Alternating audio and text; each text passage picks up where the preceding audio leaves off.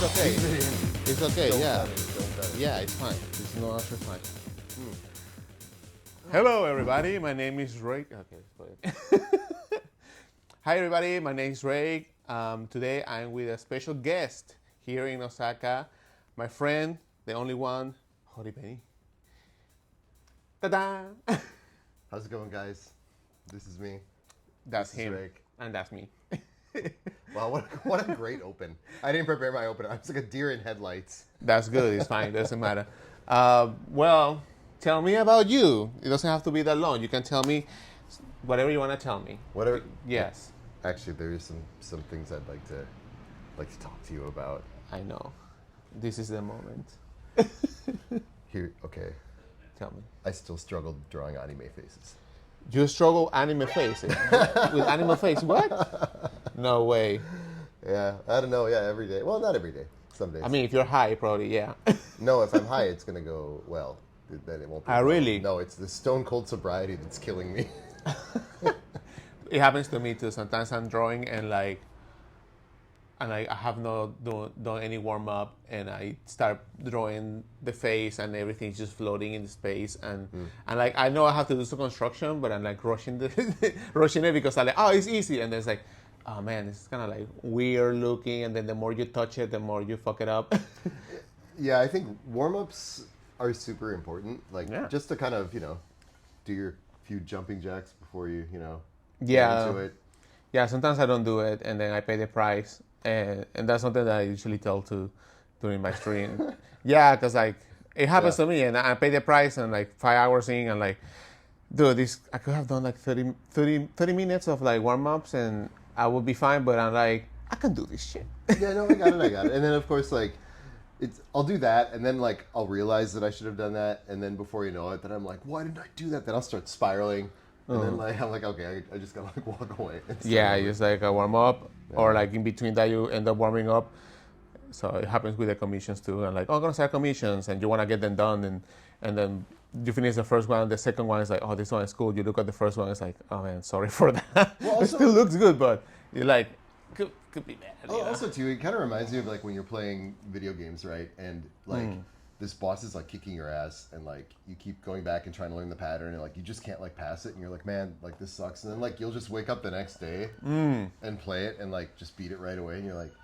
Yeah. So I feel like drawing's like that, too. Like, you can try to schedule your drawing time, like, all you want, and sometimes you don't have a choice because you have a deadline, and you have to make it work. But then there's other moments where it's like, yeah, it's great to have an environment where, like, you feel comfortable, like, the vibe is right. And then if you set that up ahead of time, it usually makes it easier for the creativity to kind of just come out on its own. Yeah. So you can't really, like, I think, force yourself to be good in the moment. I think the best you can do is try to create your environment and, your situation in life, hopefully to a point where, like, those things will be able to come out naturally. Yeah. Easier said than done, of course. Well, 100%. I usually, when I finish some illustrations or a batch of work, I clean my desk. Really? I make sure to clean all of that, get rid of all the stuff, and then clean it with everything. So when you go back, you're like, okay, we're gonna start again, and refresh the vibes and the things that have been like been hours sitting there.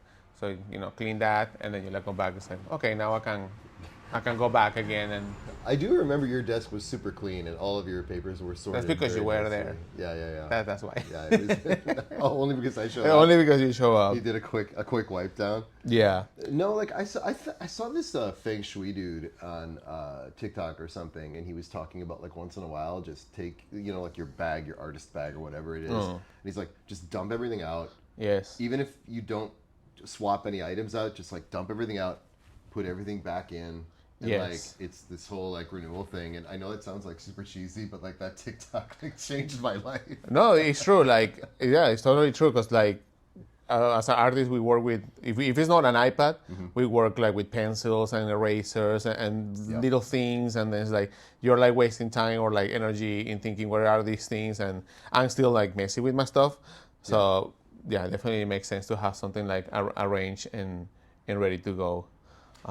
Yeah, it's nice to kind of have your setup to the point where, like, even if other people look at it and think it's messy and they don't understand, like, you're like, yeah, okay, like I got obsessed with it at one point. I think I mounted a pencil sharpener like under the desk, and I made sure it was exactly like the height of my hand, because I would do this thing where like I know a lot of artists like carve their pencil tip shapes, right? But yeah, I had this like Japanese pencil sharpener, and it was like amazing, and it would just be to the point like whenever I was working on details, I'd want that thing to be just like, as sharp as possible. Yes. So like every 3 seconds, you know, and like I'd go through like 2 or 3 pencils in like one drawing. But yeah, I know, but especially the electric ones that give you like a longer. Yeah. Like, and you're like, oh, this is so nice. It's so hard to find that good sharpener. Yeah. Well, maybe some German ones are a good one. How about a German one that is like mechanic, like Steidler? Yeah, exactly. And then that works, and you can take it around, and it's fine.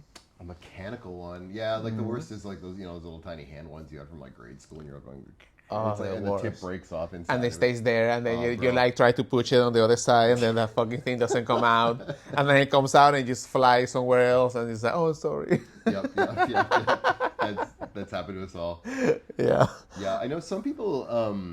I tried to move over to those. You know, like Styler makes those like mechanical pencils, and they're really nice. Yeah. And you can put like the big fat lead in them, right? So you can do like one that has red and one that has blue and maybe one that has black, however you like to work. And I tried getting on with those for a while, but inevitably, like, I'm gonna drop that fucking pencil.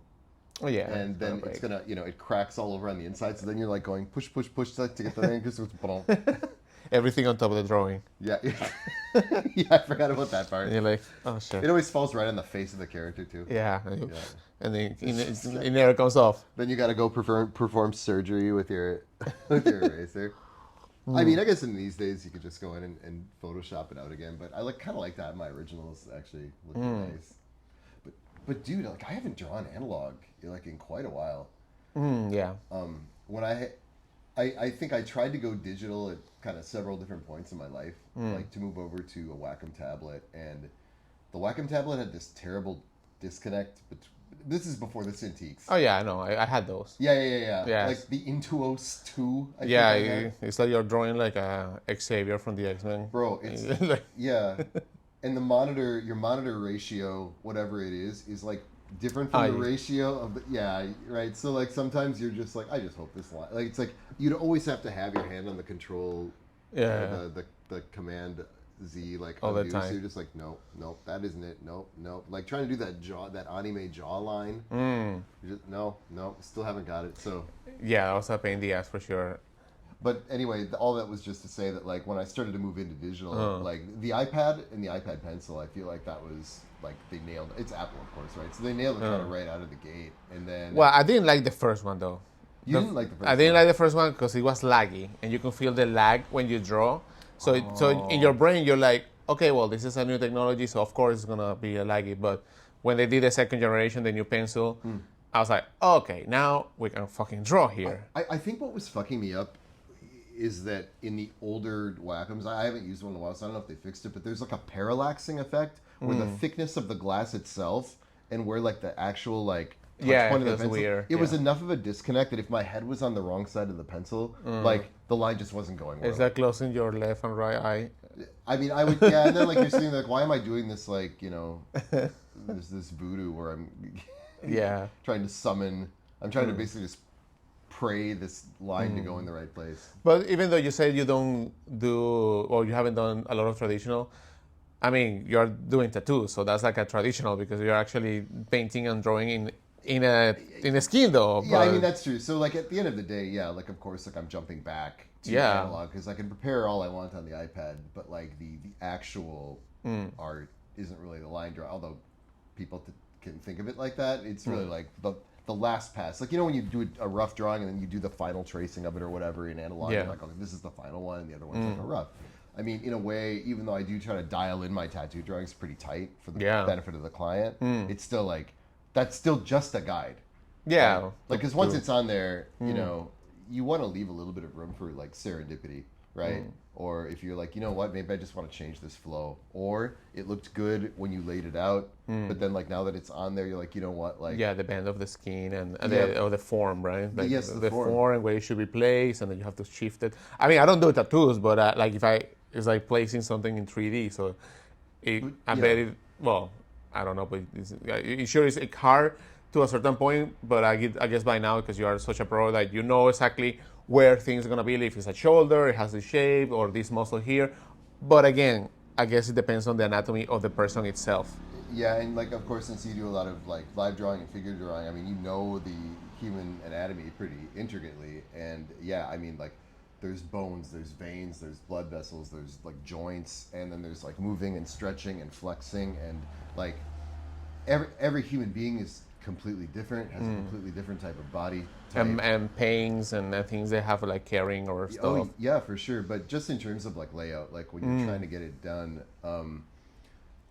like we were talking about this earlier before we started, but like it's actually harder for me to lay things out on a flat paper than it is for me to lay them out on the body, because I feel like the body by necessity, like if somebody, for example, like let's pick an easy place like the forearm, right? Yeah. By necessity, it's like, well, you've already got your working space. You know, like when you're drawing on a white paper, and you know, sometimes use like the envelope method where you're like, okay, the head's gonna go up here, and maybe, Yes. right, I'm just gonna box in and fit the character on this piece of paper. Well, here it's more like, okay, the client kind of wants it here. I generally go joint to joint. Maybe the customer doesn't want it going below their wrist, so we're gonna stop it here. So already you're boxing in a shape. So then after I box in the shape, it's like, well, then I look at the muscle flows. So it's like, well, there's a muscle flow that comes in here, another one that goes there. So you've got kind of flow and anti-flow, and that stuff all comes in from Japanese tattooing. And but I mean, it's applicable to any style of tattooing. So I don't really think of it as I'm slapping a sticker on, right? Exactly. And then, Okay. like, for example, there's a flat part on the forearm. That's usually good for a character's face, because once you put an anime character's face or something like on the body, like it's going to start to warp around the edges. Yeah. Right. And so that creates additional challenges. And then sometimes, like I always get a photo of my client when we're doing the booking process online. So I've always, I throw that straight away into my painting program into Clip Studio. And then I've got something to, you know, to see where like. to see where that it's. I mean, it's better if you could have the person like come into the studio and you could like, you know, really trace it, or even better, like take like a 3D, because now you can use the LiDAR and the iPad to do that. I think that might actually be overkill. I don't think that's totally necessary. It's usually good enough for me. Yeah, because I think it's useful, but it actually takes time from the process to do that. It's like, oh, now we're going to do a 3D and now we're going to do this stuff. Yeah, and there's not that much additional benefit. It's kind of a long tail of productivity. Unless you want to make it like fancy, like, oh, we do 3D, you know, like, oh my God, you know. But I guess that's not the point. Yeah. So that's like a really interesting to me, because I usually, I mean, I haven't done any tattoo or anything like that. So that's a lot of good information about that. But I assume, or for what I know, your process is like, you know, client contact you. You tell me if it's no. And contacts you, and then comes with an idea, or I want this, and then you're like, do a few rough sketches, I believe. I don't know. You tell me. And then after that, you're like, okay, well, this is one of the designs, and after that, you know, it's accepted. So the person has to come all the way here, or yeah. Tell me about how's the process like that goes for, like, you know, when you work with somebody. Yeah, so just a kind of an overview of how I do it is typically when I open up my bookings, I will put something out on social media like, hey, you know, I'm ready. Please send me your ideas. And, you know, I tell people, don't be afraid to get crazy and send multiple ideas if you want to. Because sometimes people are like, no, I better pick this one because that's the one he'll like. And it's like, yeah, but like, if you never know. So, you know, just take your shot. Like, let me know. Like, maybe there's something you want to do. Maybe we can combine those ideas. So I'll usually solicit the ideas that way. And I'll also make a list like, hey, like, I'm looking to work on like this kind of design. Like I wanted to do this last period. Like, of course, I'm always doing these kind of oidan girls or succubus girls or something. But like, I'm like, yo, I want to do like some clown girls, right? Yeah, some slime girls. I want to do something that's more interesting. And then I kind of end it like with or whatever, right? And then that way people could be like, okay. And like I've had some people where they're like, you know, like one of the fun ones was they wanted like, it was like a succubus, but like an office lady. And it's like, I don't even need any more prompting than that. I can go crazy with that idea. And which is better sometimes, yeah. It's better. So the thing is though, like some people will send you like a Bible, right? And then other people will send you like, they'll just be like, I want an anime girl. and it's like, what you really want is right something in between. So typically, what's great is like if you don't like the color orange, but you definitely want to include the color purple. I mean, for sure, let me know those things. Yeah. And then I can usually just run with it. So what happens then is we go through those ideas, and then we pick out the best ones because I only have so many slots per booking period, and then we get back to those people. And then if there's any kind of like specifics, like for example, some people want to get tattoos that are a little bit lewd. Can't show your mom, can't bring it to Thanksgiving dinner. Drawings you can your mama don't want to see. I mean, you could bring it to Thanksgiving. Thanksgiving's for fighting with your family anyway. But no, I mean, but you know what I mean. Like if I'm like, okay, like I'm not really sure because somebody will say, oh, can you make this character sexy? And it's like, how sexy are we talking? Yeah, what is the level? Right? Well, like what's the level? Yeah. So in those cases, it's just like no, let's just be clear. Do you want it to be like nudity, no nudity, suggestive, or is it just something that's innocent? It's just a normal character. But like, I used to do like a lot of lewd stuff. I don't do as much anymore, and like a lot of it I can't really like post on Instagram anyway. Same as me, but well, yeah, you know how it is, man. Like sometimes too, like of course, like I have no problems. With, content like that, but sometimes if you do it too much, I think people then start to be like, oh, like that's all like this guy does. Yeah, kind of box you and put you in that place, which is like it's good for a while, but then after like as an artist you want to like do something else or evolve. Some people just stay there, which is fine, but yeah, it's the same with me. I did like hentai, not safe for work for like a lot of years, but then kind of like burn out of it because I want to do other stuff like an artist, and I want to draw different things. And then you're like, okay, I can post this. I have like hundreds of like illustrations that I have done that I cannot like show anywhere because of what it is. I have actually come back to some of those and put clothes on it, and then sell it, like like change it, repack it, fix it. Just like when some of those old popes would paint the fig leaf on the naked Venus. Exactly. So I reverse the thing, So sometimes I do that with some of the illustrations and fix some stuff.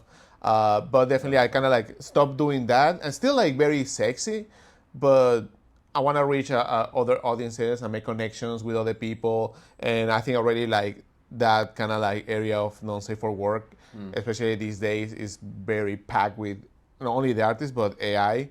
So in my case right now, I don't want to do any of that because somebody with AI just prompt that, and then you can have like 5 different variations of it, and it's super well rendered. And so like it's like I don't want to spend that time specifically on non-safe for work or hentai illustration. I'd rather spend that energy in something that I can show to people and make a product or a sticker or something that represents me than just spend a bunch of hours sitting in my desk with back pain just to do some sexy stuff for some.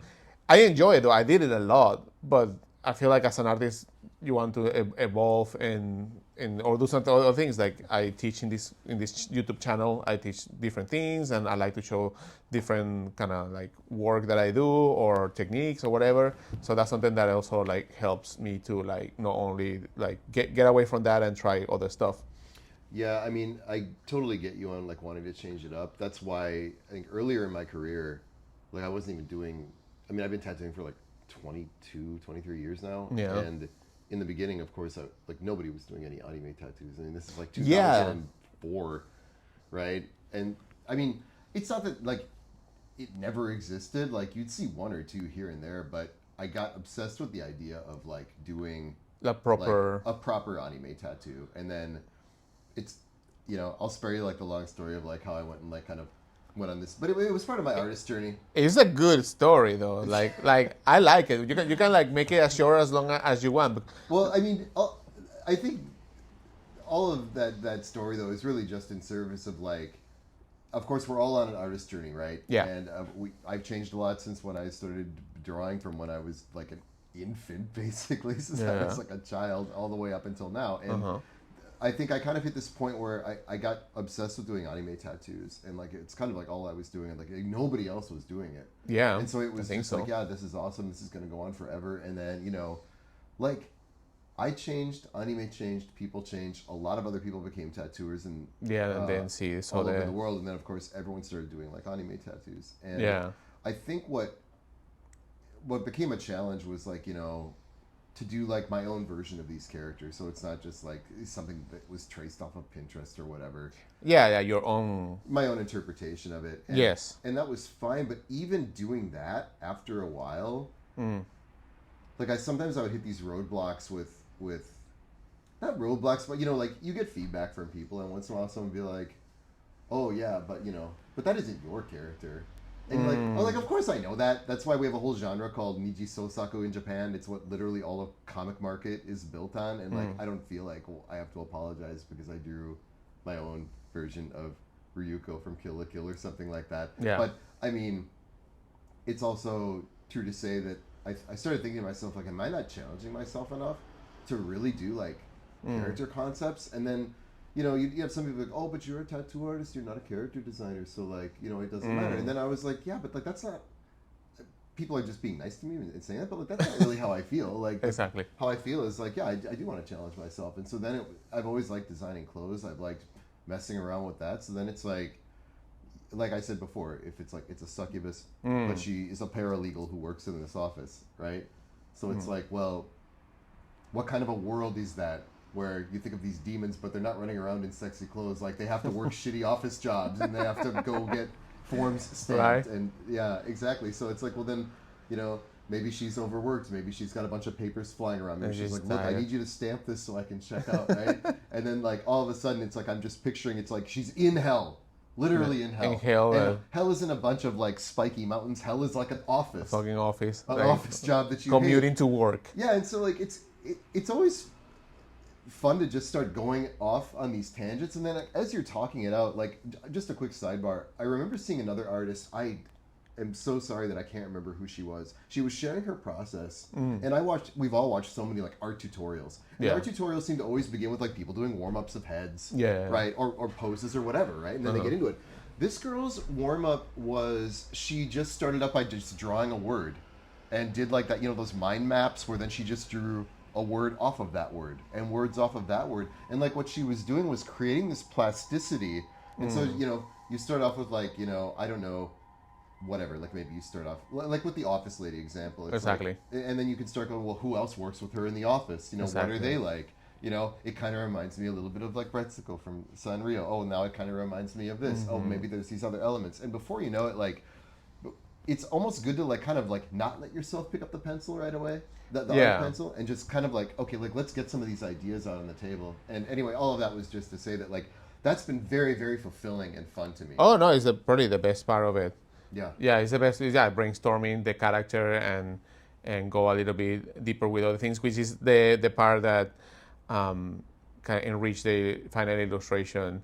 And I think that's something that, well, not lacking too much these days, but I feel like a lot of artists that they even study or even like already working is that the characters it's a beautiful illustration, but the character has no like expression or some kind of storytelling aspect to it, where other elements are like interacting with the character, or there are some things that the character has that make a story out of it, and that when you get that part of working with like brainstorming, like with words, then it brings it. Plus, it's fun.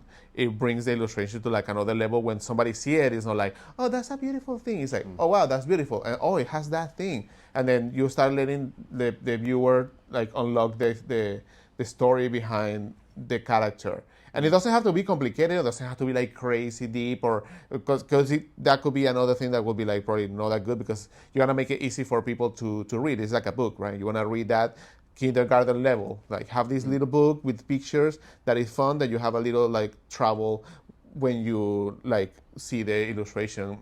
Want to make it too complicated, but that part really like helped me when I study concept like drawing for animation or like storyboarding or character design. So that's something that definitely brings something more fulfilling. Yeah, I agree.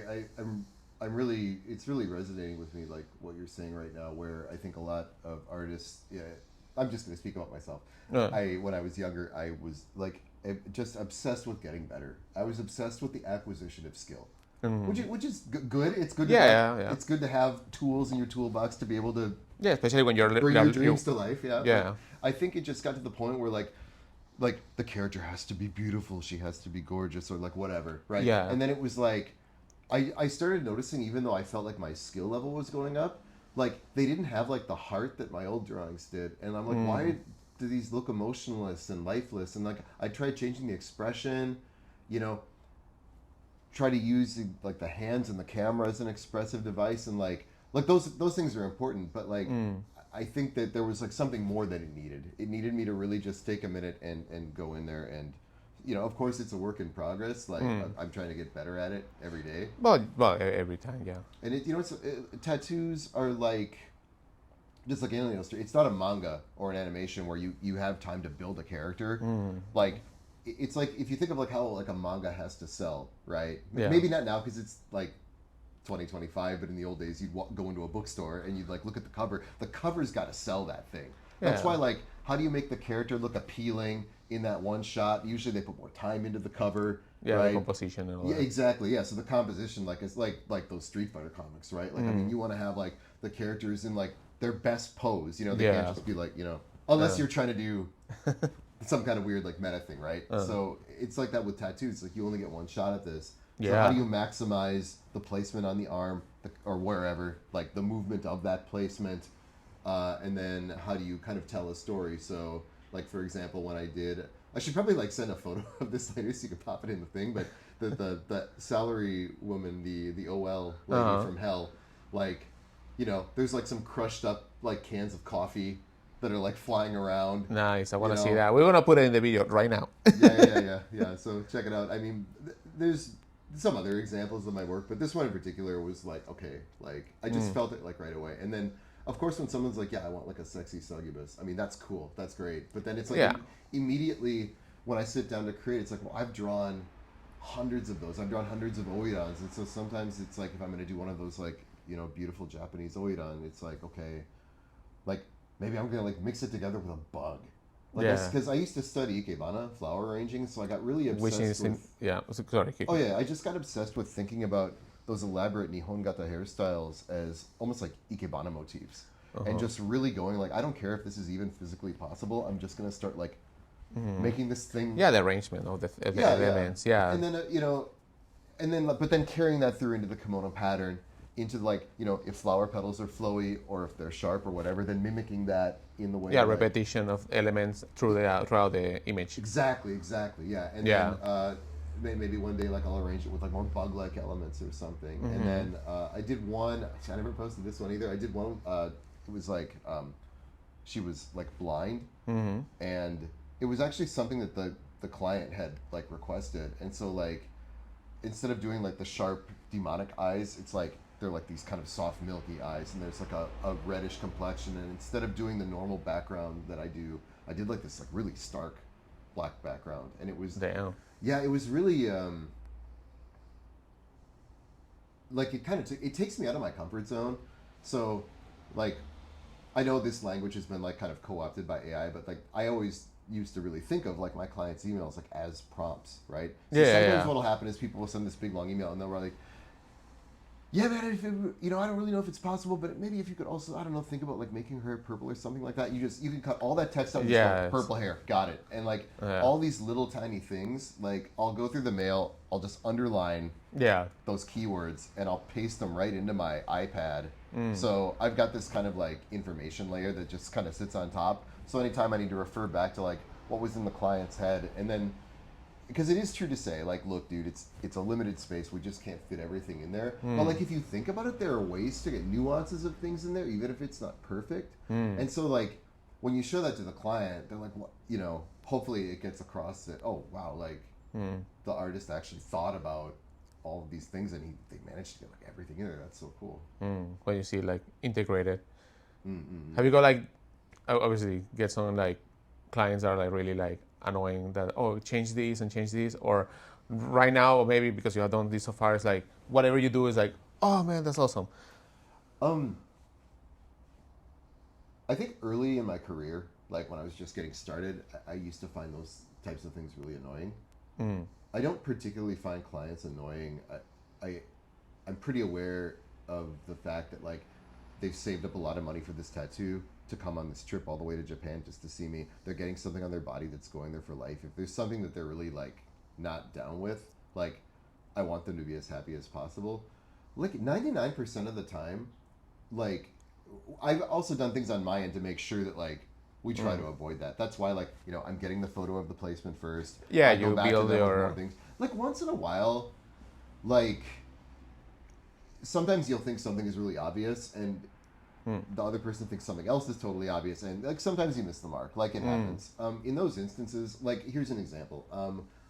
I did somebody wanted this like a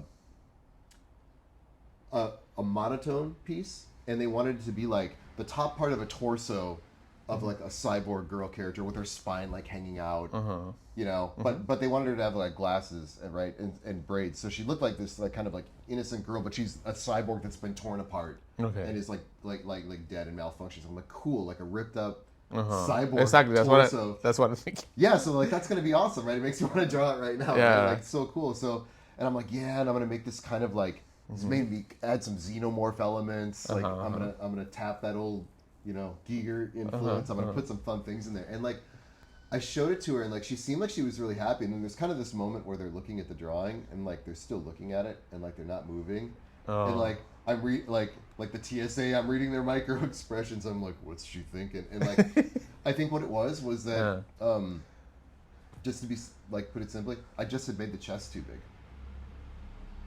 and she wasn't comfortable with it.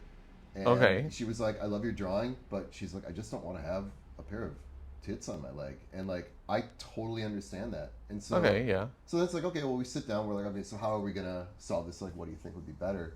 And what ended up happening was we went back to the element of the character like being like ripped apart, and what we ended up doing was almost making it look like this, even more of the torso was kind of like exploding, and parts were coming out, and I used some of the old lines of like, you know, where the chest was to go over that and add like to use that flow to build off the explosions, and like the end result ended up being even better because it's like that thing where when you work within limitations and parameters, sometimes you figure out a better idea how to put it.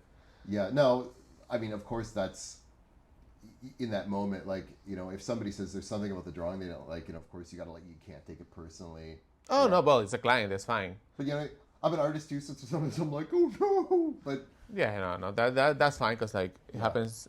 It happened a couple of times to me, but early on, and I learned from those clients, like, okay, this is the kind of client that I would never get, or I wouldn't work with this person, so you kind of learn early, too, to, like, what's the vibe of it.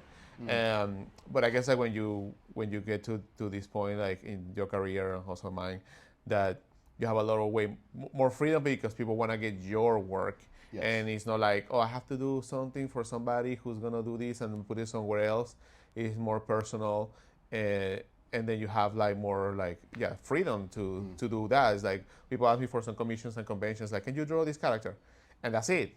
I'll just do whatever I want. And whatever I create, people enjoy it. And I haven't had anybody say like, oh, well, like, no, because it's like, oh, man, it's so cool. Sometimes I'm actually worrying way too much. I'm like, oh, it has to be like done like this way. And I give it the guys like, oh, my God. Because like I overdid it because I want to make something good regardless, right? I like way too much. And sometimes I'm just like, oh, man, I don't have time. I'm going to do something quick. And they go, oh, my God, it's so amazing. I was like, okay, well, I could have like, I saved like 3 hours there of work. Like making something more simple and easy for them because they got something. But in your case, I think what is cool is like, mine is just paper and stickers and stuff, but yours are like, they live in the body of the person until they die. So like, there's more like a deeper connection, and that is like, right now, if you, in this moment, like you touch like this, and like, everybody's like, your energy is somewhere, everywhere around the world, like experiencing all of that. That could be like a character. It's like I do tattoos and I travel through other people via the tattoos.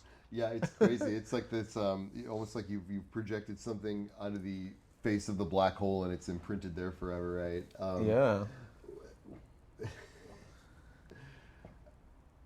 the thing is too, like sometimes as an artist, like you change, and one unfortunate thing about tattooing, and you could probably say this for all art, but like, you know, if I look at a tattoo I did 22 years ago, sometimes the person's like, yeah man, you did this 22 years ago, and I just want to say like, my God, I'm so sorry. Like, and you can't do that because it's like the person's body. Like, maybe they're happy with it anyway. Maybe they like know, like, yeah, well, that was him when he was in his first year. So people who get tattoos from young tattooers, I mean, you're doing the Lord's work. You're helping somebody get better, right? Yeah. You're trusting them. And not everything, like we said, not everything is like a skill off. Like nowadays when I look at tattoos that say I did like 10 years ago, I don't look at them like, oh my God, that looks like crap, I'm so much better now. I look at it more like, oh, I was obsessed with this kind of a flow. I was obsessed with this kind of these little like corner punchy things that I did, or like, oh God, like I used that palette for everything. That was in my slate blue period. Which is fine. I mean, that's an artist, right? Yeah. That's when you have different albums, and every album is different, or some of them are really similar, but they have something different to have there. Yeah, I also have my season when I was like mixing like comics, like anime, cartoons, Disney, and the faces of my character. Wow, I look back at them and they have this like crazy fucking lips and like big eyes, and it is like a fucking monster. That because I was like trying to balance that, and I was like trying to I was like morphing into something else, and now looking back, I was like, oh my God. And there's some other artists that are like, oh, I really like that style, and they start copying that. I was like, no, stop. You radicalize the generation, no. my friend.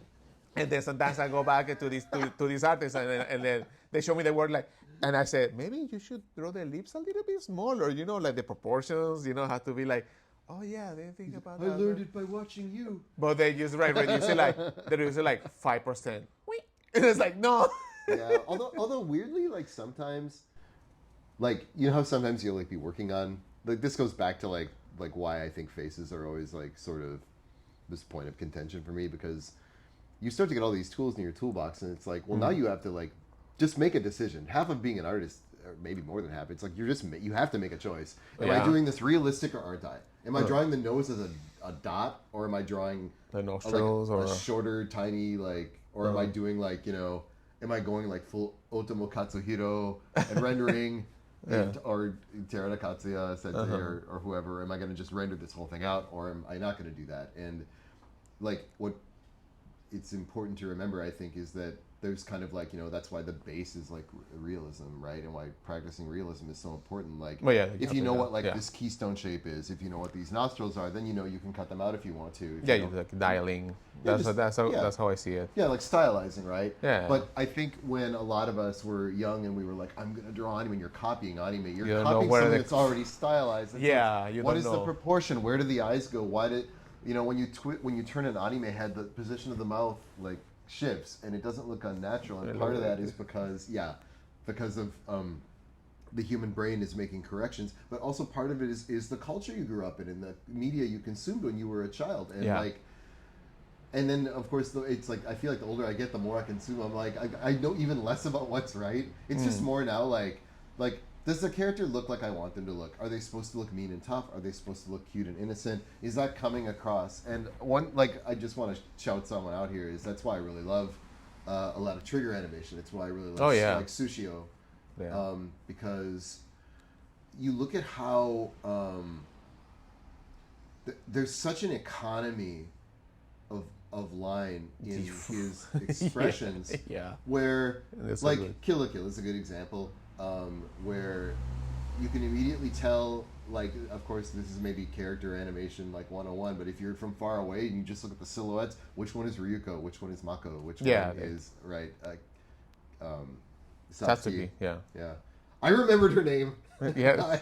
Satsuki.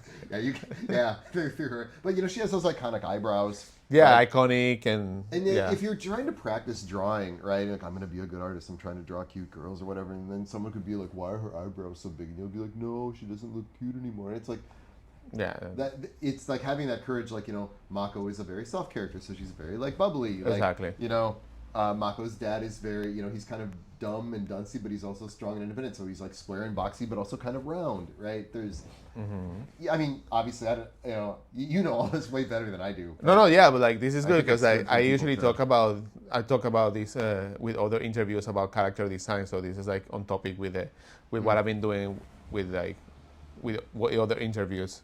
So Yeah, like, I mean, even the other day, I think I was doing a character where, like, her head was tipped back and it was tilted to the side. And what ends up happening is, like, if you always draw the anime face at, like, a couple of key angles, yeah, like, you don't have to think about it too hard. But what happens when, like, the character looks up?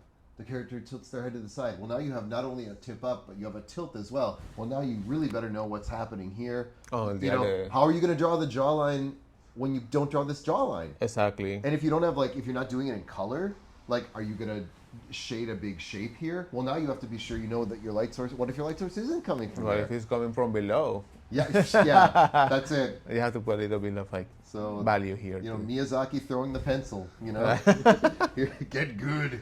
I mean, this is why it's, practice is important, and like, why I still struggle with it, like doing those more difficult angles. But anyway, all of that was like, I did this piece the other day where the character is like looking up and she tilted her head, and it's like, I was gonna just do a standard kind of smallish anime nose, but there was just no way to get the cheek on the far side without doing this slope. And it's like, all right, well, I'm gonna have to either stylize it even further in like a risky direction, or I'm gonna have to make it like maybe a little closer to human. And like, given the vibe of what the clothing was on this character, which was like a bunch of like tight latex, it was very like, she was like wearing a monster suit. And like, it was all like black rubber, but like only her face was showing. It's like, like maybe it's fine that this could be like a little bit closer, like you said, dialing that knob a little bit more toward like realism. So, of course, if you're drawing like a manga or something, maybe it's important to have more stylistic consistency. And sometimes the more things you could do, it's like, well, the more directions you can go. But again, it's like, what choice am I going to make here? Yeah, that's totally true. I also do that with the Street Fighter covers that I do, because the characters are really iconic already, and the style, there's like a couple of styles that are Capcom Street Fighter that you also have to like draw them in your own style so they become yours, and not like, oh, it looks like this other Vengus or like this other guy, but like bringing that balance, it is hard, because also like, especially with the new game, Street Fighter 6, they are more realistic, so they have more structure and they are a little bit less anime. So when I do my work, I try to like add a little bit of realistic stuff, like parts of the face, but then also like making like simple, so it appeals to like the 90s, 2000 like crowd who are like hardcore in the game. So that's why I think like there has been a success with the work, because I try to like do that. To mix those things, but it's tricky because the characters have a lot of legacy, and you don't want to make a bad drawing of the character. You have to like actually you have a lot of way to like make it like really good, because people are gonna look at that. So that's another source of like pressure to do something appealing that people will like, whoever they are. And that's for me the challenge when I do designs or do illustrations. Like, can I hit this out of the park? So even like my grandma, whoever to see this stuff, is like, oh, I want to have that. If that happens, then that's the goal. See, you're so versatile at this, because you've got all your chops by, just, I don't know if you guys know this, but this guy relentlessly studies. Like, he's in Osaka. I'm like, oh, he's in town. He's going to drink. We're going to have fun. He's like, no, I'm at a live, like, figure drawing thing. I'm like, I don't even go to figure drawing things in Osaka. And it's very inspiring, but just to your point, I get that. Like, if you take something that's very iconic, like a Street Fighter character, like everybody knows Chun-Li. Yeah. Right? But then it's like, when you start to get into stylized characters like Studio Ghibli, which is iconic, or like, I think Shigenori, who draws all the Persona Atlas stuff, they're very iconic. So what if somebody wants a Persona character, or a Ghibli character, or a Street Fighter character? It's like, if I make this completely my own, like, all that's really going to remain is the hairstyle and the outfit to it, and then it's like, as you say, like, are the fans, this is difficult because the fans want something new and original because it will excite them, but they don't want you to stray so far that it doesn't Yeah. satisfy what they consider to be. And then of course someone, you're always gonna have like one person's gonna not like it, which is fine. It's not for them, but Yeah. like yeah, this is hard. Yeah, it is hard. I've seen some like there was a crossover of the Ninja Turtles and Street Fighter, so that was already kind of hard. But I saw other artists. I don't want to say anybody, but the style was like so American that the characters didn't look like that good. Like there's some other like comic book artists that they have that very American style comic, like say Batman, like or something like Gene Lee or Scott Campbell, that they have a very like comic hardcore style, and then they want to do like anime. It doesn't translate that well. First, because they don't do that all the time, Yeah. but then it's like, yeah, how to dial out of your style to balance it. So that's something that I like, that through studying different styles, then you can like have that more dials to change and change more knobs to that. And as you know, of course, like if we're talking specifically about like American comics or Amekomi, like from the golden age to the silver age to like the 90s, like age of weird indie stuff to like kind of like where we are now, which is like superhero revival. Like I remember, I think it was like 1992 or 1991, people were like, the X-Men is like over. Right, and we're gonna try to reboot. And like, not of course, you would never say that now, right? Like those properties got huge. You got the MCU. You got like all this huge boom, and like, I don't want to go into a whole thing about superheroes or anything like that, but I think it kind of led to this thing where a lot of comics were about like how I'm gonna show the world how well I know musculature. Yeah. Right. Yeah. I'm gonna show the world how well like everybody's sculpted, and like they're superheroes, so it's kind of meant to be that. But I think that creates sort of a disconnect sometimes with people. They're like, maybe you don't want to read about a superhero. Maybe you want to read about like, you know, a girl who she's in the tennis club at her school and she's struggling with adolescence, like, which is stuff a lot of young adult readers like want to read, right? And or what if you're like, you know what, I just want to draw My Little Pony. I mean, I think now we're kind of living in this era where like there's an audience for everything, and we can reach our audiences much faster. But I get that when you're like trying to work in a certain style, like it's so hard. Like if somebody would, I can think of an example. Like somebody wanted a Batman piece from me, and of course I've been out of practice on my male characters, so it was like I had to crack those anatomy books again. And you know, I'm doing it, and I'm just like, I felt like it's not getting this Batman-ness, right? Like I can put him in the costume all I want, but it's just something's like not coming through.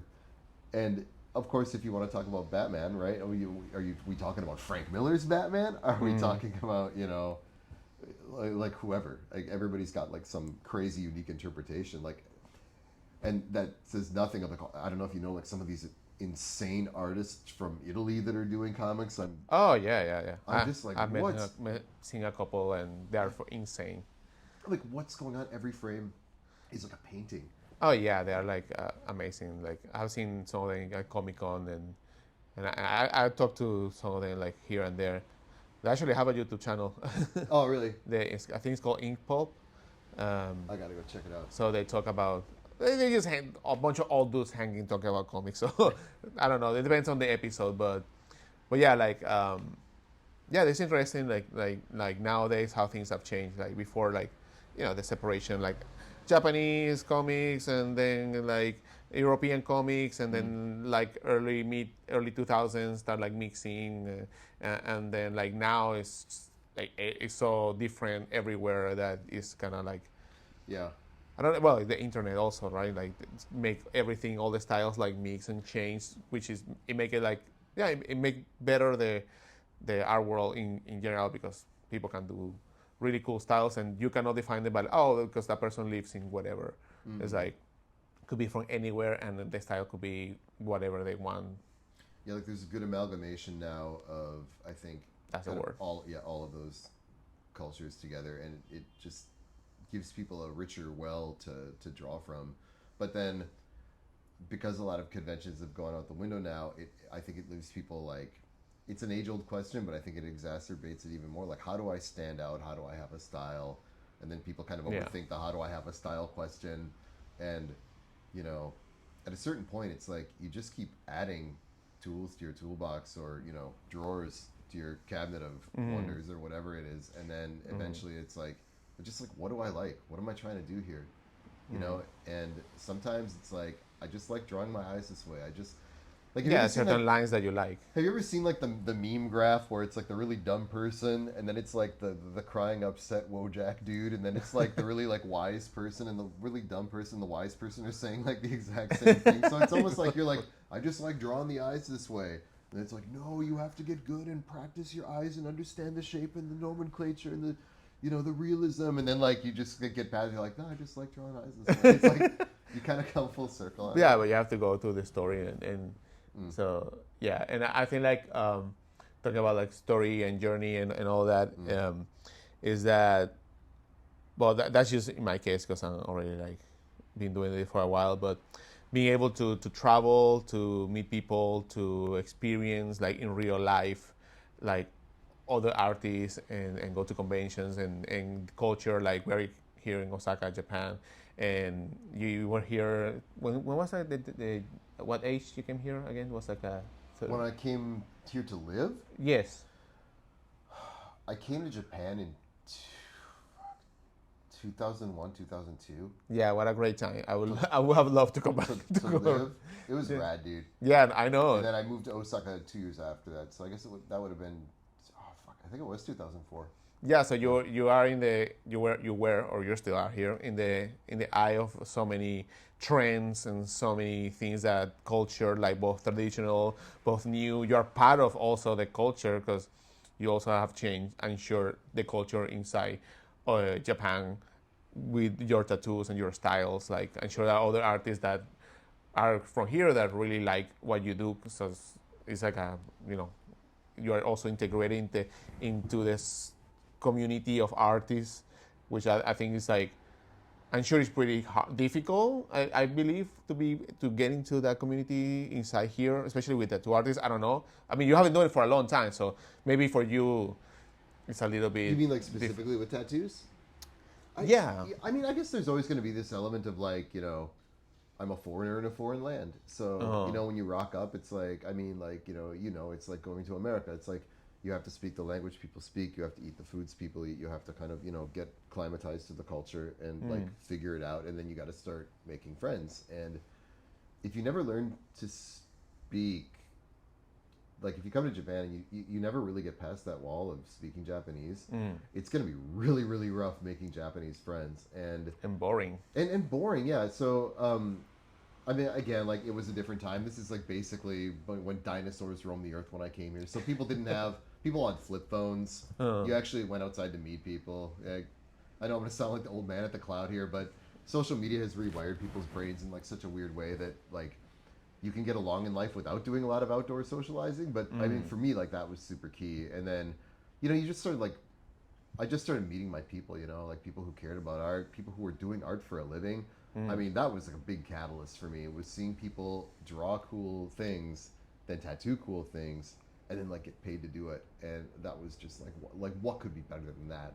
Yeah. Right? And of course, like now I was naive, so I didn't understand there'd be a whole like you have to work at it for the rest of your life component. Right? Exactly. Yeah, I neglected to. I'm just, you know, I think I rolled up and I'm gonna take over this town, and then of course reality beat me, humbled me very, very quickly. But you know, there are some very cool people in Japan right now who are not native here, who have come over here. Like my buddy Hori from Science Patrols, who is making soft vinyl toys. Oh, I met him, yeah. Yeah, very cool guy.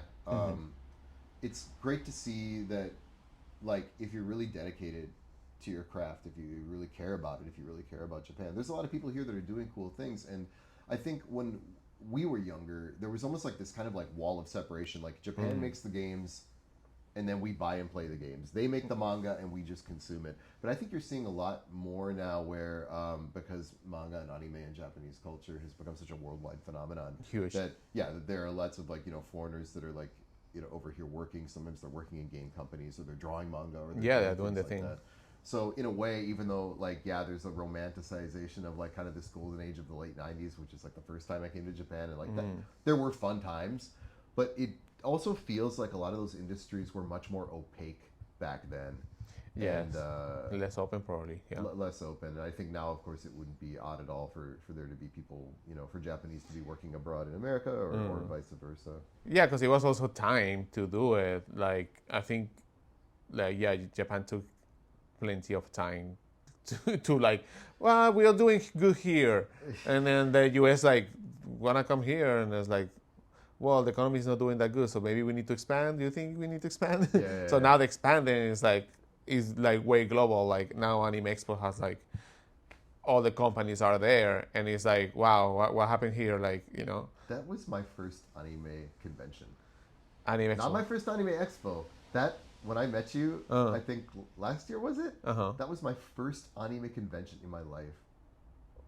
Wow. Because when I was still living in the United States, back during 9/11 or wherever the hell it was, like, of course, I think there were anime conventions. There must have been, but very like, obscure, tiny ones. I think it was obscure and tiny, and like, Yeah, I was also kind of at that age where, like, I think I just turned like 19 or 20 right before I moved here, and so I was kind of like, I'm into other things or whatever.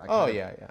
And then I had this whiplash thing, of course, where then like I moved to Japan and I got back in with Japanese culture and everything. But then, of course, Japan, as you know, now we have like these kind of Comic Cons, but before it was really only Comic Market and then little satellite doujin events. And so you'd go to Comic Market and it was like people selling doujins, and there's a cosplay area, and there's like some Kigyo booths, some ministry booths, and some fellowship and that. But I mean, that was kind of like it. And then like I'd see things on the internet of people in like the United States, for example, or other countries, and like they're having panels and they're having skits. I'm like, what are these panels? What's a skit? What's going on? It goes crazy. Yeah, and so it was really like mind blowing. Also, anime was such a niche hobby back then. Yeah.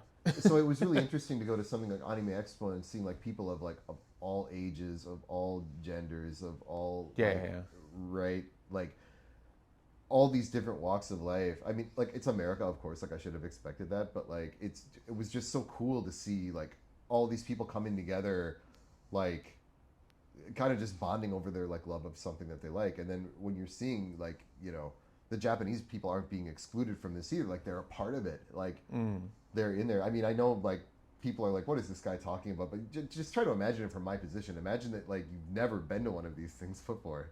I mean, I've been to a lot of tattoo conventions overseas, but I mean, it was just like, wow, like this is the level that it's at now. Yeah, I guess for you it will be like really like striking, like, fuck, what the heck? Well, like when you walk in, like there's a gigantic like Luffy that's 1,000 feet tall. Yeah, the things have been getting like way bigger.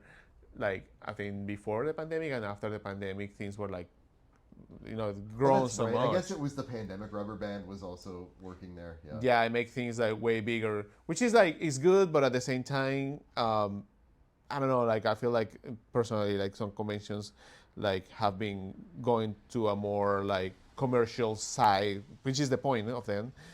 Where there's a lot of companies, but those conventions that are more for fans, kind of is losing a little bit of that. A little bit of that is losing a little bit of that. Seeing some parallels with tattooing here for sure. Yeah, but there's some still like there's some conventions like Fanime that are more about the community, and I think those will come back again a little bit more. I think like maybe there could be a little bit of like saturation of conventions in the U.S. So many states doing conventions all the time, so I don't know. That's just me talking because like it's a problem with. I mean, look, like.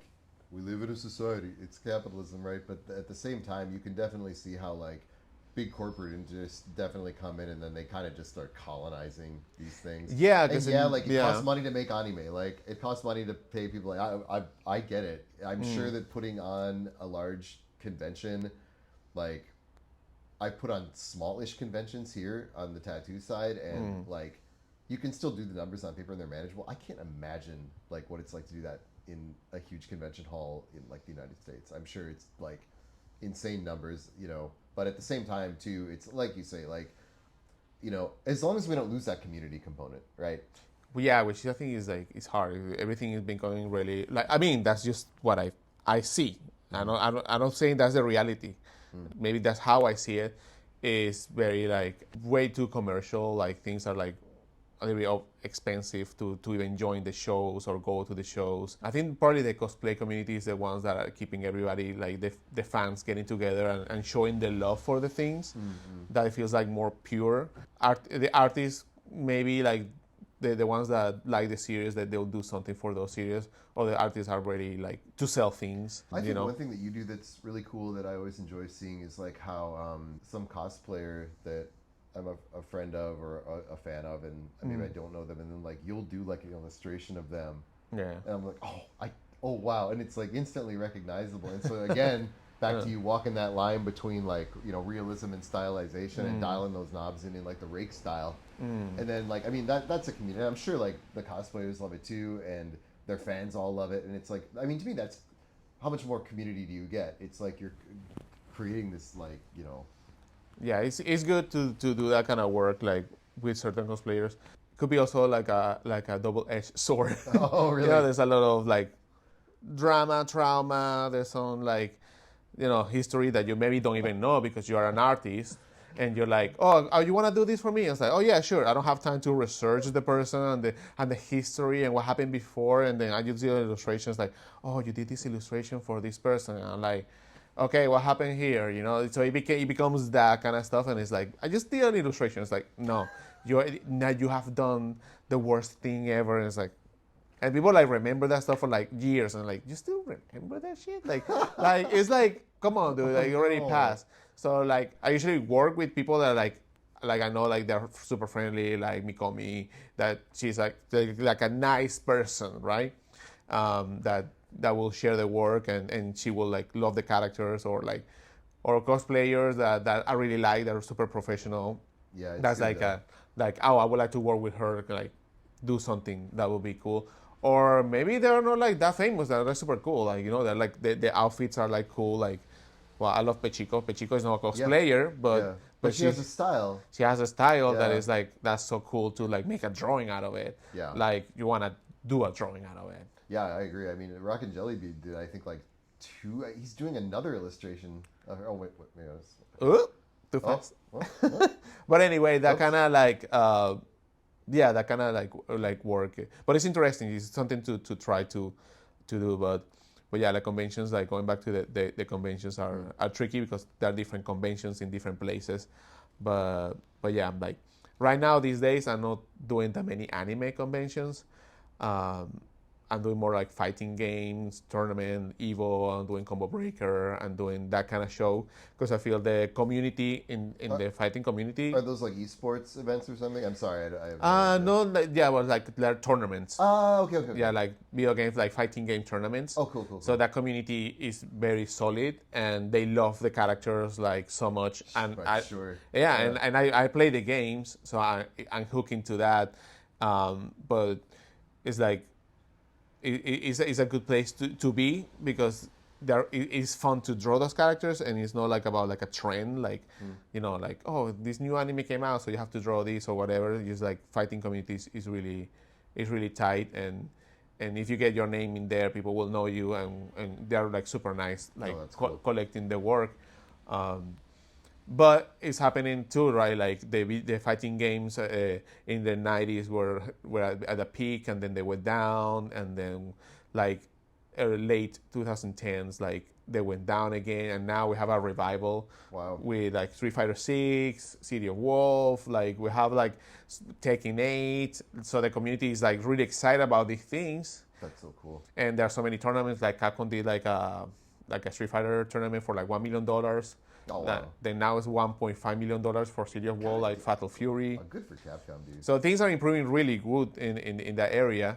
But I don't know. I start seeing other things like some money coming from the, you know. You know, can we talk about fighting games for just a minute? Yeah. I really wish, one thing I would like to see is like, I was never... Full disclosure, I was never good at Street Fighter. Me too. But I played it a lot. Yeah, me too. I'm not that good. Yeah, we all played Street Fighter 2 in the arcade, at least if you're around our age, right? And, like, I get my ass kicked out of it, but there was kind of this, like, remember when, like, everything was a fighting game for a minute? All these arcade cabinets, there was, like, yes. What was, like, that dinosaur one? Primal Rage? Yes. Like, there was, like, this one, it was, like, time slip thingies. There was like Samurai Showdown. Oh, yeah. There was like a million variants on these games. X-Men versus Street Fighter. And the one that always like attracted me, it was Vampire Savior. It was Darkstalkers. Oh, Darkstalkers is the best. I'm like, So iconic. Maybe I'm just ignorant here, and I'm going to put that ignorance on display for all of your viewers. But like, whatever. Does Capcom just like not do anything with that property anymore? Like, not these days. I'm sure there's some kind of plans or something. I mean, do they hate money? No, but I think they want to make it right.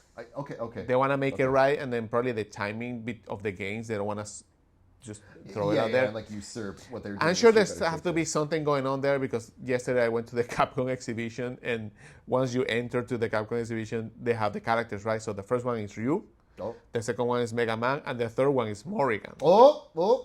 And then Dante, and then all the games, right? So like, she was like the third character, not even Chun-Li or Kami. No. I just want to shout out Capcom. I love Capcom. Osaka Company, I believe Capcom is. Yes. Yeah, sure. Very cool. I've had the privilege of tattooing people who have worked at Capcom over the... Oh, maybe I'm not supposed to talk about that shit. Nobody knows. Sometimes in these Japanese companies, you can get in trouble for that. You know what? In America, dude, like, you can slap them with a wrongful dismissal lawsuit or something. Like, I don't think anyone in America would fire you for a tattoo, but like in Japan, I think it could happen. Damn. Yeah, so I never tattooed anybody at Capcom. Or SNK. Or Sony. Yeah, but... Or Kojima Productions. Kojima Productions? Or Microsoft. Damn. Japan. Or anywhere else. Or Google. I'm not a tattooer. Or Facebook, or... Oh my god, dude. You mean Meta? Come on now. It's Meta now. Say it. No, okay, well... It's not Twitter, it's X. Yeah, one thing I want to talk about is branding, because you have a brand yourself. Is already a brand, but you already have a brand, and I have seen it evolve, and you're working really hard to make it as big as possible. That you're moving, trying to expand in Tokyo, move around, like, and that's something really inspiring. It's really good to see like the improvement and the development of things. So yeah, I want to like, how is your view? I want to talk about what's your view in terms of like branding, or when do you start diving into that, or yeah, like what will be like the things you have done so far and the things that you're going to be doing in the future. I've done some collabs with some like models for your like clothing line, which is fucking awesome. And I'll be showing this as we talk, by the way. Thank you, Ray. Appreciate you. And yeah, you have the clothing is amazing, and the visuals, the ideas that you have are really cool, and you have a really good like branding overall. But I want to like just talk to me about it and how you feel about it. Also being an artist and managing that. Well, there's so much you could say about it, right? And branding is a very complex subject. We're living in this weird age where brands are trying to act like people, and people are trying to act like brands. Yeah. And of course, again, what do we mean by branding? A lot of people conflate branding with marketing.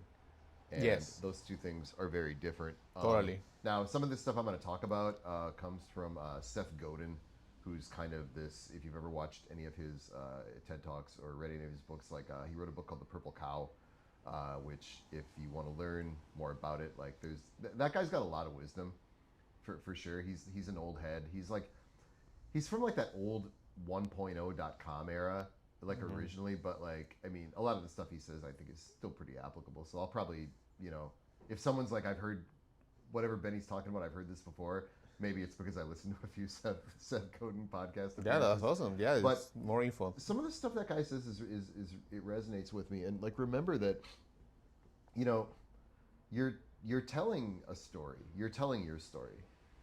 That's what branding is. So branding isn't, this is the font kerning that I use, and this isn't, that I do, yeah, like you can have like a brand kit, like where we always use these fonts, and here's how you should display my logo vertically, and here's how you should do it horizontally. Like that stuff's super important, but like what you're doing is like, no one really knows what you're trying to push out there in the world better than you do, right? And if you choose not to tell your story at all, if you're at least showing up and doing your work in a way that's consistent with like who you are and what your values are and like what you're trying to do, like that story will like still kind of come out, and people, like all people, like the observer of the art is going to put their own interpretation on it. Now, like we talked about style earlier, and when you're an artist and you're like trying to force a style, or a style just kind of ends up being born naturally out of the things that you do every day. And that's also how it goes for branding. I think some people, they're kind of like looking for magic bullets and tricks and things like that. I think it's really about like, not that your logo is like cool and clean or whatever, but that the logo, if you have a logo, right, is that it's consistent with like the story about yourself that you're trying to convey to the world, right? So like the REIQ logo is very iconic, and it looks like a lot of the art that you do. You have an original character, you know, that chibi. That you include, you know, you have like chibi versions and stuff, and you include her throughout your stuff on your on your Patreon, on your videos. Like I see her all around, and like the thing is, it's like because her hair color is consistent, and you know everything about her is consistent. Like I know right away, like you get a sense, oh, this guy draws, and because you're not just recycling the same character. She has different expressions. She's doing different things. It's like this guy draws, and he draws well, and this character, you know, is kind of reminiscent of some of the other characters he draws, and it's his own original. So right there, you're really getting a lot across by kind of having that character out there. And like I'm not saying that, you know, branding is easy, but that's really what you're trying to show to the world. Yeah, in my case with the character, is something that like I had before a logo that is like the power to turn on the computer. Yeah, I remember that logo. I'm like, oh, I need a logo. I was in the school, like you have these old PCs and the power is like, oh, use that as a cue, and I use that. And then I changed the name a little bit, and I was like, okay, that's just a logo for people to see. But I started graphic design, and when I redesigning everything, I was like, okay, I want to make a better like design of the logo, the lettering of it. But to stop there is like, you need something like more iconic, probably like a symbol. You have one, which is awesome.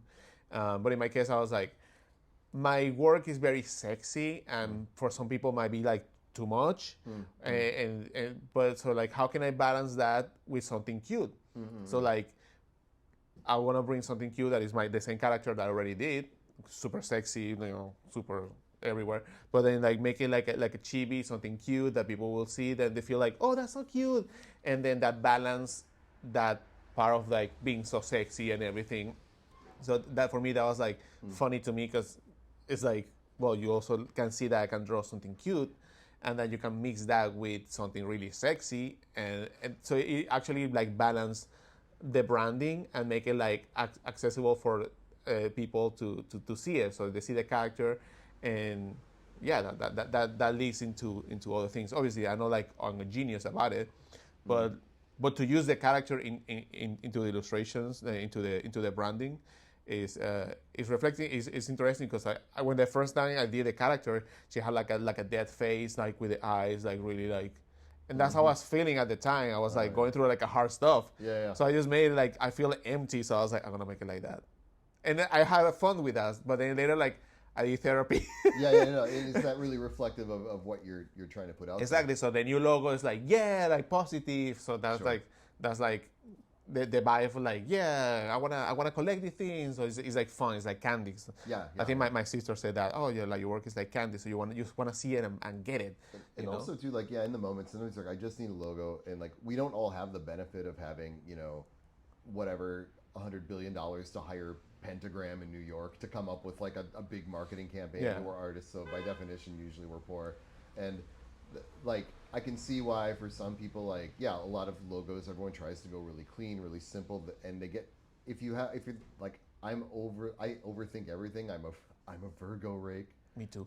Oh my God. What? My God, you heard it here first. But when you tend to overthink everything like I do, and like overanalyze, it's like then I'll start deep diving on like logos, and it's like, dude, like if I had to pick between like your character and a power button, like of course I'm gonna pick that cute character, and like from 2020 hindsight, it like seems like a no-brainer, right? I think with this place and in Invasion Club, with the name Hori Benny, that's like a tattooer's name in Japan. It has this Hori prefix on it, and it's that kind of like easier branding. It's almost like the kanji I mean, it's a more traditional way of thinking about your name, but like I've grown up and kind of evolved and changed from like where I was when I first got that name, you know. And with something like Invasion Club, that was also a thing where I'm like, I need to open this studio. I wrote down some other names, and like I couldn't say Invasion Club with a straight face. I would just be like, oh, it's like people are gonna think it's weird, and like, well, it doesn't. In some ways, it actually doesn't really matter what you call something. All that matters is that like you fill in that story behind it. It's great if that can be consistent, or you can retcon your thing later, or you do a pivot and change your logo, right? Like you made a choice to change your branding style, and like there's nothing wrong with it. I think you see a lot of brands that will do it. They used to do like, you know, all black clothes, and now they're doing like all neon colorful clothes, and yeah, like major changes to like your offerings, whether it's clothing or art style or whatever, like that can be jarring for some of your fans, and maybe they aren't going to stick with you. Maybe you'll get new fans, right? But when it comes to like the marketing itself, like my advice to anybody would just be like, don't get too obsessed with you know, your branding. But I mean, have something. Well, you have something, and like just remember to like, super easy to forget. Like, what do people want to see? Like, what do you want to see? Like, because like just be real. Like, if this was me, would I really want to look at this? Would I really find this amusing? You know, you can do that thing where you take a field trip on the internet, go around, like look at some other brands you like don't like. Yes. You don't have to copy them, but ask yourself a question. Like, if whatever, like let's say you like the brand, I don't know, like Drop Dead or something. You're like, why do I like this brand? Well, I think, you know, maybe you're a fan of Bring Me the Horizon, right? But, or maybe you just like the vibe. But like, if I look at that brand, for example, they have like a cool logo, a cool style. They're telling a cool story. Their designs are cool. They do cool collabs. I mean, for me, it's cool across the board. And like, I can just see like, yeah, like I find this appealing. I find this fun. I can see like, yeah, I can see like wanting to wear these clothes for sure, right? And then like they're also telling that story. So they're not just throwing their clothes up there. It's the way they do their shoots. It's like a vibe that they create on their social media. Yeah, the presentation, the theme, the... And let's be clear-eyed about this. It's not one person doing that brand. That's a whole group of talented individuals who are vibing together. And but you get the vibe from the research, right? So well, exactly. you're like, oh, I'm gonna use these little pieces of these things that are gonna bring it to my side. Yeah, and it's hard when you're an artist, you know. Like, I mean, you're trying to make art, and maybe like, you know, branding and marketing and things like and sales aren't necessarily your strong suit. And then like now you're trying to feed this algorithmic beast that's always hungry, that gives you less and less rewards despite you feeding it more than you've ever fed it. And we can talk about how tenable the future business model of social media is going to be going into the next, you know, half decade or whatever. But I think just more to the point, like it's hard to do everything yourself. I mean, I think it's like if you're an artist, you know, your art and your content and your own personal expression. I mean, as long as you put that first, you could always bring a branding aspect into it later. One thing that is really great if you can find it, and I'm not saying this is easy, but you know, there are some people who maybe they're not artists, but they're amazing at branding. Oh yes. Right? And if you can find someone like that, like you never know, you can put the call out, and you know, not everybody who works, you know, who just takes commissions off the air, not everybody is a professional and protects their deadlines and all this, and like it can be fine to find that right person, but yeah, when you find the right person, then it clicks. Like I've seen some people who have that. I think like Sakimi Chan is one. Like she draws all the time, but the person in charge. Sorry, I forgot your name. I didn't realize that she had another collaborator. Yeah, she has this like it's a friend. She has like a Sakimi. She does all the art, but she does all the accounting, all the business, all the decisions. So she takes like that heavy load out of her back. So they benefit each other like doing it. But it takes somebody who can do that is maybe not an artist or maybe likes the art and put that extra. It's like a robot, like putting like pieces of different things. Yeah, augmenting. Which you want to do everything yourself. That's something that is also hard. That you want to do the logo, you want to do the things, and it's like too much to do all of those things and doing it right. And it takes on so much time that it's like, Mom, maybe I just leave it like that, right? Yeah. But finding somebody and letting go. In my case, it's hard. It has been hard to like let go at the convention. I'm there and selling and with other people. But last year, like I got 2 more people, and they were amazing, and I was like, I'm gonna go for a walk. And Yeah. the whole thing was just like rolling on its own. Yeah. And it was like moving. I was like, yes. So, it's good to like let go. That's my case. Some people are already like let go. And Yeah, I then mean, of course, like, if you have the budget for it, or you have a friend who wants to trade art or tattoos for it or whatever, I mean, being able to delegate, like, it's a goddamn superpower. And it's not one that I had I still will, I'll get like you, I'll be like, I'll get in there and I'll be like, no, like, just let me do it. Well, then you're taking away that person's work and agency, right? Yeah. So I think that the key thing is if you do delegate work to somebody, even if they're only going to do it at maybe 80% of like how you could do it if you did it yourself, like the value of the time and stress that it's saving you that can be put toward other things, even if those other things are just taking a walk or chilling out on the sofa.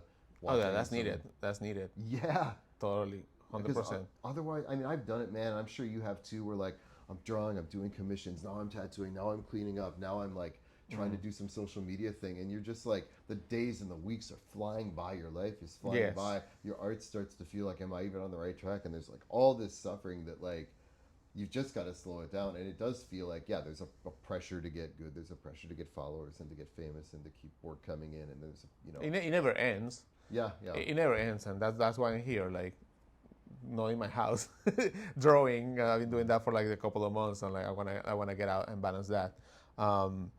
But yeah, like going back to the branding, like so. Tell me one of the few things, and maybe we're gonna walk around and see the merch and show what you have. Yeah, sure. You wanna do that? Okay, let's do the closing thing. Yeah. You wanna talk about something else? I think we covered. No, I a lot know. of stuff I today. know. I know what we're gonna do. What do you have coming this year, or what are you doing currently that you want to promote Oh my God. and share to the world? Or yeah, I'm doing. Yeah, I just talked about not doing this. I'm doing way too much. Again, I'm doing a lot of stuff. So well, it's okay. Busy times, relaxed times. Yeah, so no, some of those things I can't talk about, but the stuff I can talk about is one of our artists, Laura Anunnaki, who's an amazing tattooer from Mexico. She's been working with us here it's her second year now, and our next merch drop, our next capsule, she has completely designed herself, and all of that it's almost ready to drop. Oh. So that's a big one to check out. What else have we got going on? I am in the process of. Oh, maybe I can't talk about that one.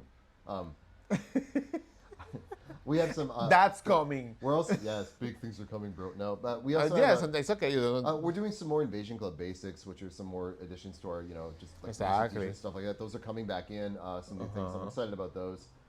We've also completely and totally revamped and re-upgraded all of our packing and shipping, so we can give people cheaper shipping now. Stuff, it goes out almost the same day if it's not a Japanese holiday or something. Within Japan or international? International. Oh. So it doesn't matter where you are. It may matter for some countries, but we're shipping to a lot of places. And Maybe I should move my shop here then. you should do. Well, we used to. If I could go back in time, maybe I would tell myself not to do a worldwide exporting business from Japan. There's some other collabs that we're thinking about doing. Unfortunately, I can't say anything about those right now. Okay, more collabs, but things are moving forward. But yeah, more collabs, more things like that. Maybe welcoming some more tattooers into the fold. Some things of that nature. Okay. I promise. We'll announce that as soon as we know.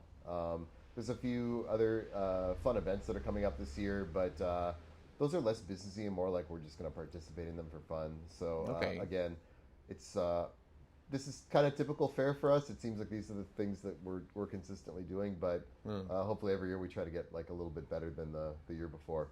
And you're gonna keep traveling this year? Any other places you're gonna be? No, I think I'm gonna curtail the traveling because You did a lot. Yeah, no, this is me pulling back because I took I think like fucking 5 international trips last year, and the thing is like you can't do everything. I'm speaking to myself here, like. If I don't start laser focusing on a couple of these bigger projects, it like won't happen. The projects end up suffering. Yeah, it won't happen at all. for sure. So there's some stuff that I'm working on right now that requires me to go to Tokyo quite a bit, and so I think that's going to probably take up most of my summer. Of course, I'm still doing tattoos. My books are still open as usual, but there's going to be a few less slots because I have to free up some of my weekends and things like that. Okay. So, yeah, of course, everybody here is going to be the first to know when it happens on social media. Yeah. Now you know. Well, we're going to do a little tour around, and he will tell us about the things that he has here. But I want to say thank you to Hori Innovation Club for like welcoming here.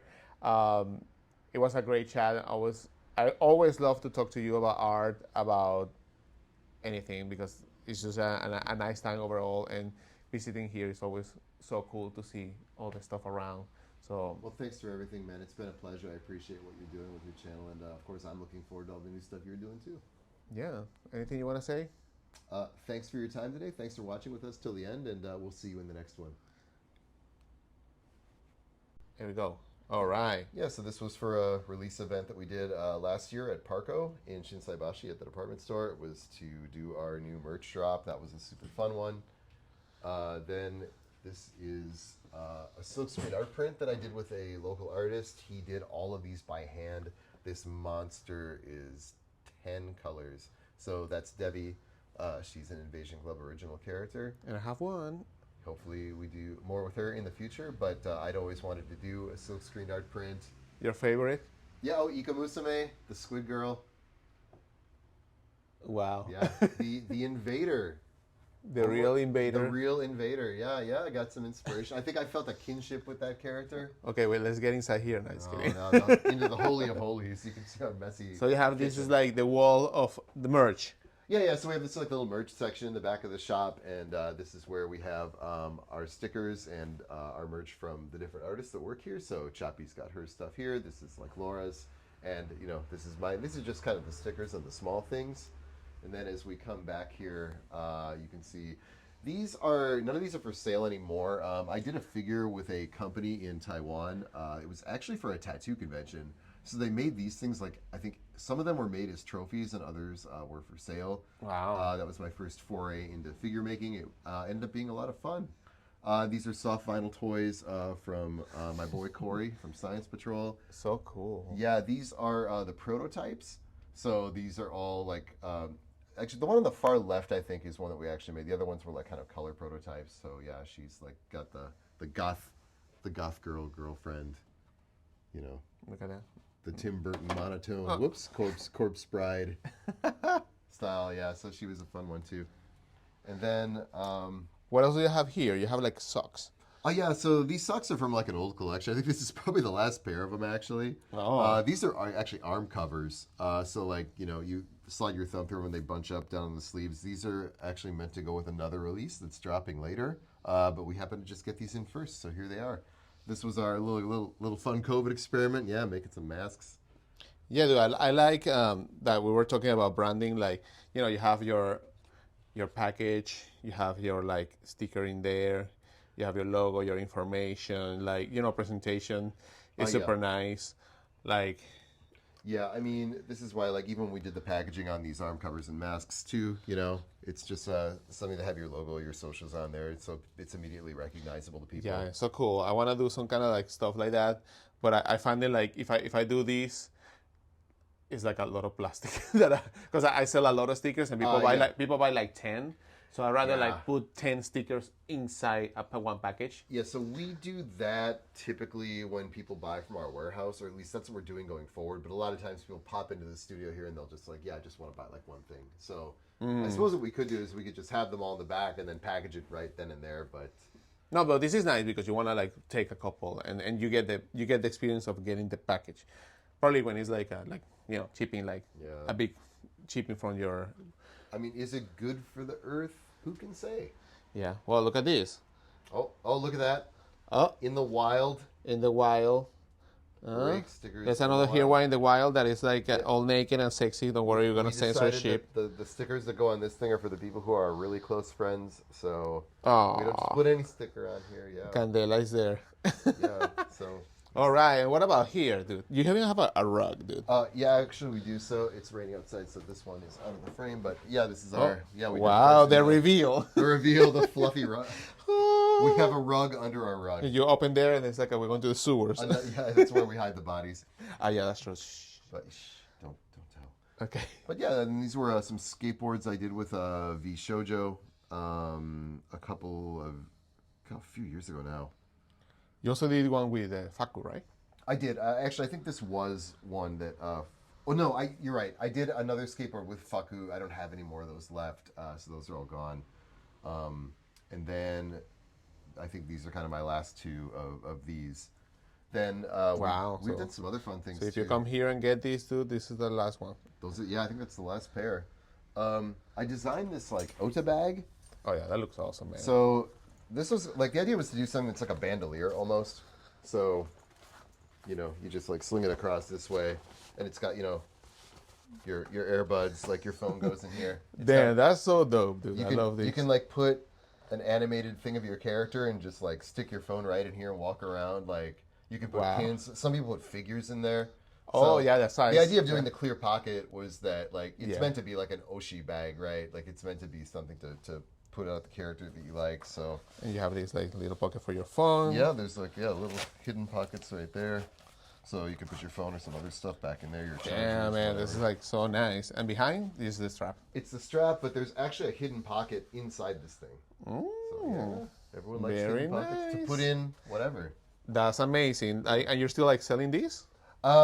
We are. I think we still have a few of these things left on our website if you want to check out Invasion. Dude, because like that's an amazing product that I think you will like. People will buy it like dude. crazy. These have actually been on sale for a couple of years now, and they went pretty well. Yeah, dude. It's like I see people with the backpacks at shows and stuff like that. But this is like a mini version of it, so you can like quickly change your wife. Well, we had a side bag that was so popular. We remade them. I think we restocked them like 10 times. Yeah. And eventually, I was like, I just want to do something different. So these are some other things here. These are one of a kind skajans. I think they're known in English as tour jackets. It's actually reversible, so it's got our metaled out Invasion logo on the inside. Dude, this is like a real amazing quality. This is no joke, eh? No, it wasn't computer embroidered, it was hand embroidered. That's why this thing costs Boku bucks. By this guy, Shishumania. He did a bunch of anime otaku style, like Gakurans, with like the Love Live characters, like all big on those big long coats. And then this is the wow. Yes, I remember. Yeah, so wow. He did that all by hand. It took him by hand, guys. This is not like days to do that. There's no computer. This is like wow. He told me like it was like a 10 hours. It was a long time. There's a lot of mojo in there, so it's also hard to and challenging to take another drawing and like make the same thing and like. And these are the designs. These are some other things from some previous collections. So this is from Laura Anunnaki. She's another one of our artists. Shout out to Laura. Moonslayer. This is from her previous collection. That came out a couple of years ago, but she's got some new stuff dropping with us that's going to be exciting as well. So, really cool details. A lot of like, hand sewn stuff that she picked out. Nice. Yeah. These are like some long sleeves we do. All of our t-shirts and our long sleeves, they're all cut and sew, including all these like little fun details that we add. We like to put in the thumb holes on our long sleeves for sure. That's something I used to do when I was in junior high school is cut out the thumb holes. I was a strange child. And, we are. Oh. And then, really cool embroidery on this one too. We like to do the tag flip up. Oh man, that's awesome, dude. Yeah, so there's the IC, so cool. the bioed out IC. You see, this is a class on branding, not just a little picture in the front and that's it. Because the thing is, like, it's not that specifically what the picture is either. It's that Invasion Club shirts, if they have a tag on the bottom, it's almost always a flip up tag with a secret picture. Oh. So, and then we have, like I said, we have the secret pocket. So it's like, well, Invasion Club, like secrets. It's got this kind of like cultish like that's appeal. So nice. Yeah, thank you. We picked out all the fabric. This is actually an enzyme wash that gets this cool effect. This is another one where, nice. It's a little bit more subdued. And the price is nice, dude. Oh, thank you. Yeah, dude, the produce. That's what I'm saying. Well, also, too, the U.S. dollar is much stronger than the yen at the time of this recording, so... These are a couple things. I don't think these have actually dropped yet. We did a couple of these all over prints. These are pretty, damn, hellish and frightening. You can definitely wear these and get kicked out of the get kicked out of Animax. Yeah, go to like what's it, Christmas dinner. Yeah, exactly. This is something I'm pretty proud of. This is a top, a 2-part top that we worked on designing, where you can wear the with just the sleeves, or it's got this top part that goes over it, and it's got this really nice embroidery. So super sexy, super cute. You know. Yeah, I like that you also like cater not only for like dudes, but you also have like, well, dudes can use this too. They can, yeah. So we don't specifically gender any of our clothing. It's Exactly. whoever wants to wear it. So this is actually, I don't know if we have any of these left. This might be the last one. This is like the first skirt that we made. And it's got like a little like, it's actually a pair of shorts. So Okay, yeah. If anyone tries to flip up your skirt, especially here. The anti-hentai. Yeah, and then if it's kind of like a tech skirt. You could like wear it to the rave or whatever. So that was another fun one that we made. And this is the famous overall. Oh yeah, these are the sexy overalls. Maybe they're not so sexy on this mannequin because there's a bunch of other stuff on here. No, don't worry. We're gonna show the video of the promo. Show the promo video, dude. That was the best one. We got some great videographers, some great models work with us on that one. So I don't know if I can like maybe slip this off, but yeah, this thing comes with, it's got like a choker, it's got gloves, it's got a leash, and then it's got these garters as well. That's amazing. I remember you were like prototyping this stuff. Yeah, you remember that? It took me like fucking 2.5 years, I think, that's what it bring takes. this into life. And then underneath here, this was this is our first like mesh top that we did, and these characters turned out super cute. So yeah, look at that. This ended up being really popular, both of these two. So the mesh top, I think those are all gone now. That was a good one. Gone, guys. Well. It's all gone. Awesome, man. So this is like the little shop here, and I'm sure like you can buy most of this stuff online, right? Yep. It's actually better to go online than to come in here because we don't keep too much stock in the studio anymore. Yeah, this is more like a gallery. It's like a showroom, or people who come and get tattoos if they want to pick up something for their trip home. But yeah, all this stuff is available on our online store, and if you don't want to walk around naked, you should definitely go check it out. Awesome.